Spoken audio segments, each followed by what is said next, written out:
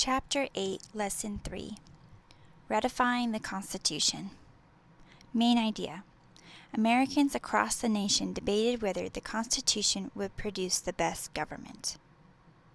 One American story. In 1788, in Hartford, Connecticut, 168 delegates met to decide whether their state should ratify the U.S. Constitution. Samuel Huntington, Connecticut's governor, addressed the assembly. A voice from the past. This is a new event in the history of mankind. Heretofore, most governments have been formed by tyrants and imposed on mankind by force. Never before did a people meet together by their representatives and frame for themselves a system of government. By Samuel Huntington, quoted in Original Meanings. In this section, you will learn about the ratification of the Constitution. Federalists and AntiFederalists. By the time the convention in Connecticut opened, Americans had already been debating the new Constitution for months. The document had been printed in newspapers and handed out in pamphlets across the United States. The framers of the Constitution knew that the document would cause controversy. They immediately began to campaign for ratification or approval of the Constitution. The framers suspected that people might be afraid the Constitution would take too much power away from the states. To address this fear, the framers explained that the Constitution was based on federalism. Federalism is a system of government in which power is shared between the central, or federal, government and the states. Linking themselves to the idea of federalism, the people who supported the Constitution took the name Federalists. People who opposed the Constitution were called Anti-Federalists. They thought the Constitution took too much power away from the states and did not guarantee rights for the people. Some were afraid that a strong president might be declared king. Others thought the Senate might turn into a powerful aristocracy.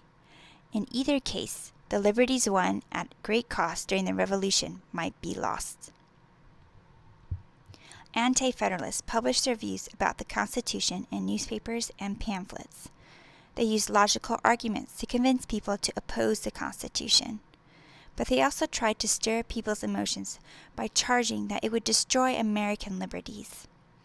As one Anti-Federalist wrote, after so recent a triumph over British despots, it is truly astonishing that a set of men among ourselves should have the effrontery to attempt the destruction of our liberties.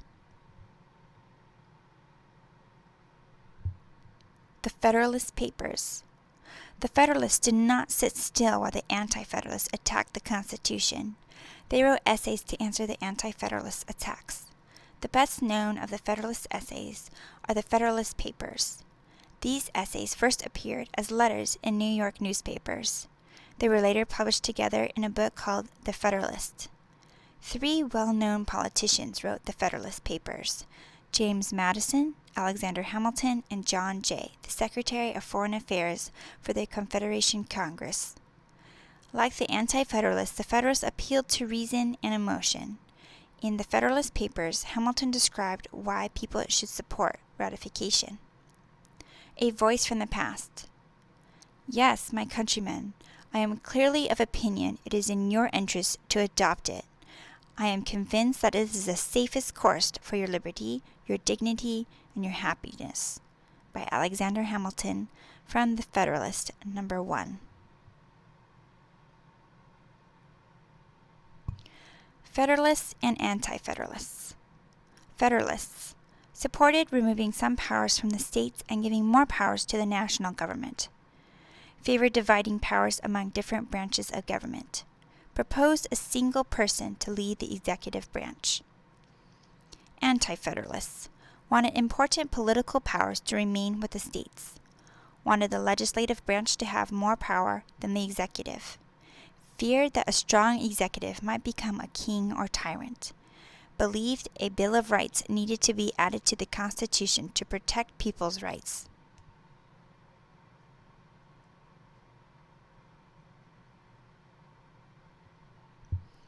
The Federalists had an important advantage over the Anti-Federalists.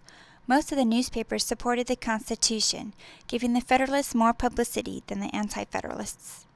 Even so, there was strong opposition to ratification in Massachusetts, North Carolina, Rhode Island, New York, and Virginia.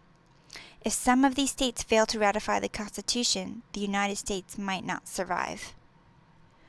The battle for ratification. The first 4 state conventions to ratify the Constitution were held in December 1787. It was a good month for the Federalists. Delaware, New Jersey, and Pennsylvania voted for ratification. In January 1788, Georgia and Connecticut ratified the Constitution. Massachusetts joined these states in early February. By late June, 9 states had voted to ratify the Constitution. That meant that the document was now officially ratified, but New York and Virginia had not yet cast their votes. There were many powerful anti-Federalists in both of those states. Without Virginia, the new government would lack the support of the largest state. Without New York, the nation would be separated into 2 parts geographically. Virginia's convention opened the first week in June. The patriot Patrick Henry fought against ratification. George Mason, perhaps the most influential Virginian aside from Washington, was opposed to it. Mason had been a delegate to the Constitutional Convention in Philadelphia, but he refused to sign the final document. Both Henry and Mason would not consider voting for the Constitution until a Bill of Rights was added. A Bill of Rights is a set of rules that defines people's rights. James Madison was also at Virginia's convention. He suggested that Virginia follow Massachusetts' lead and ratify the Constitution, and he recommended the addition of a Bill of Rights. With the addition of a Bill of Rights, likely Virginia ratified the Constitution at the end of June.